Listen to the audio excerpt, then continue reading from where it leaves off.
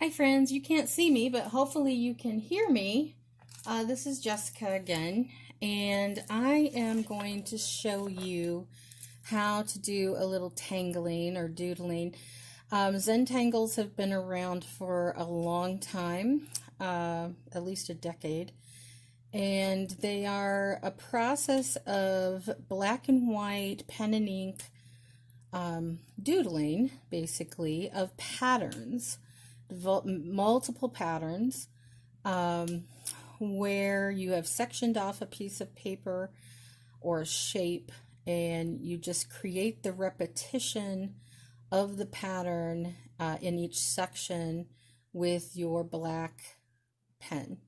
Okay, and it ends up to be, you know, whatever you make it, really, whatever you make it. So I am going to do this on a small scale. This is just a field artist sketchbook. And so things don't have to be big. You don't have to get something special like this. This is just something I thought was cool and I wanted to do mine in. This book, I got this on Amazon. Right now they're probably overloaded with orders, but and all I did, instead of creating traditional different lines to separate, which I'll show you right now, the official way to do a Zentangle is to make some dots and then create your lines. And it's okay that they're cattywampus and all crazy. You know, I'm an abstract artist, so I dig it. Other people, you know, would like it to be more perfect. And then within these, you know, you create your patterns, is the idea. Okay.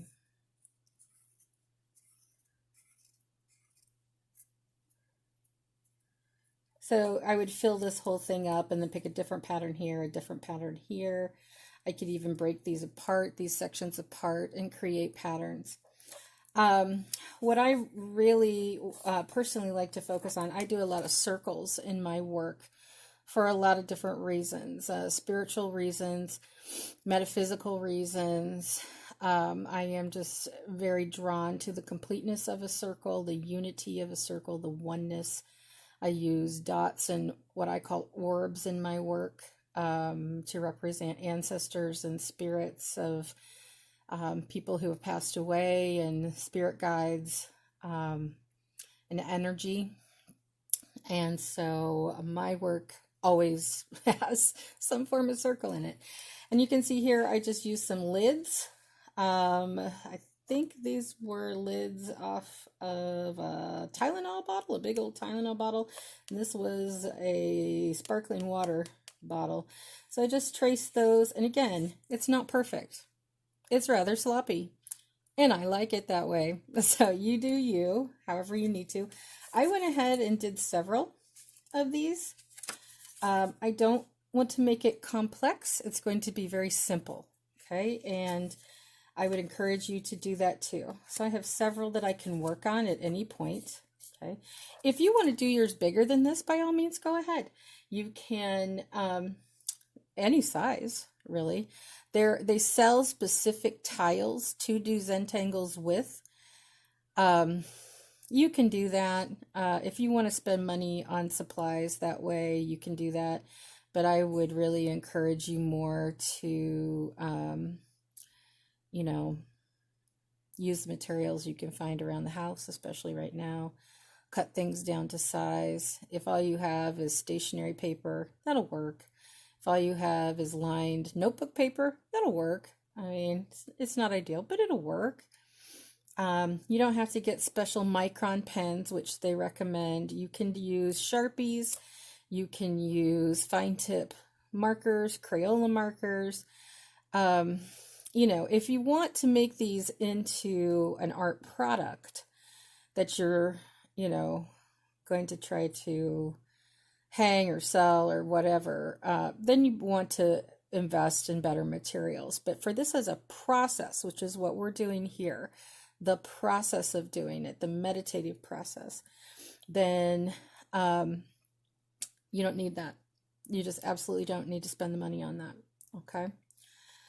So what I'm going to do, I've also in this module, there are some pictures and some links of where you can get tangle ideas. I know for one, I am somebody who needs to look at something to be able to draw it. My visual memory can be great at sometimes, and other times it can't. So for me, it helps because I'm one of those people that looks at something and takes it apart visually and figures out how to do it. If you are somebody who has a big visual library of images in your head, and you just want to go with that, then go with it.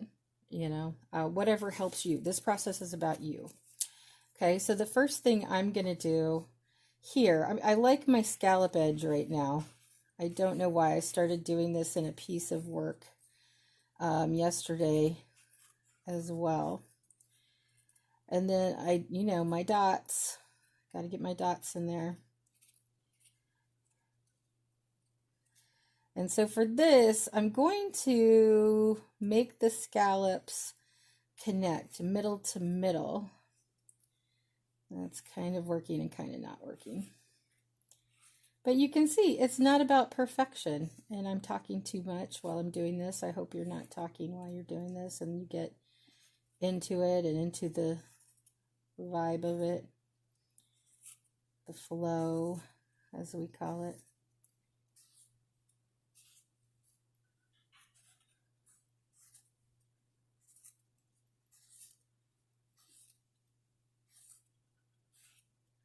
I'm noticing the sound of this particular marker on my paper. And as a sound composer, I love that sound. I want to record it. So with this, where it intersects, kind of like a Venn diagram, you choose what you want to do. I'm going to go ahead and make a different pattern here. And I'm going to make kind of a plaid.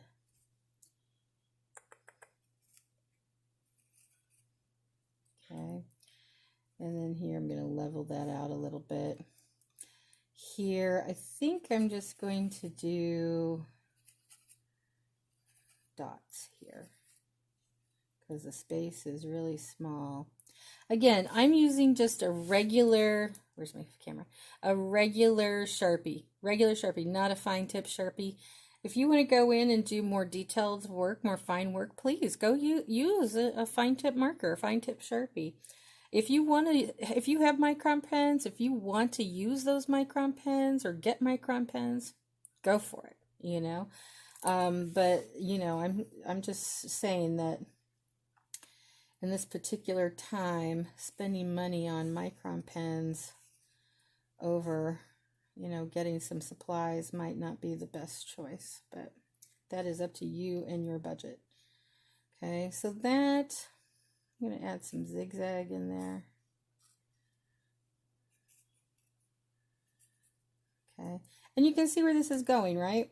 So within the practice, you just continuously make your repetition of your patterns. One thing you can do, if you're using permanent markers, ooh, where's my camera? There's the micron.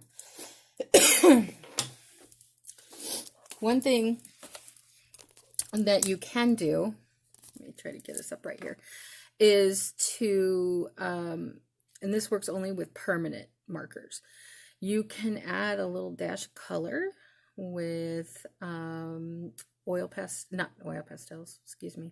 watercolor.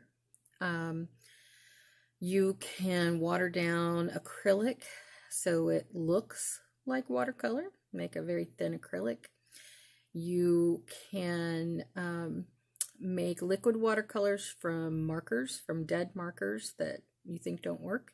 Stick them in a cup with some water and let them sit there and soak for an afternoon, and their residual ink will come out, and you can make liquid watercolors that way. And you can add some color that way.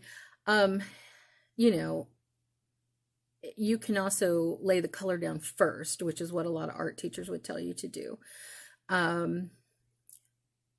It's your process. You do what you feel like. Okay? But the whole point is to do the meditative repetition, the movement, and repetition of that to get your mind in a different place. Again, I did not show you in this video, you know, how to do some movement beforehand and how to do the breath work in this particular video to get us engaged in the process. But I highly recommend that you do that. It makes the process even stronger. Okay. See you on the flip side. Bye.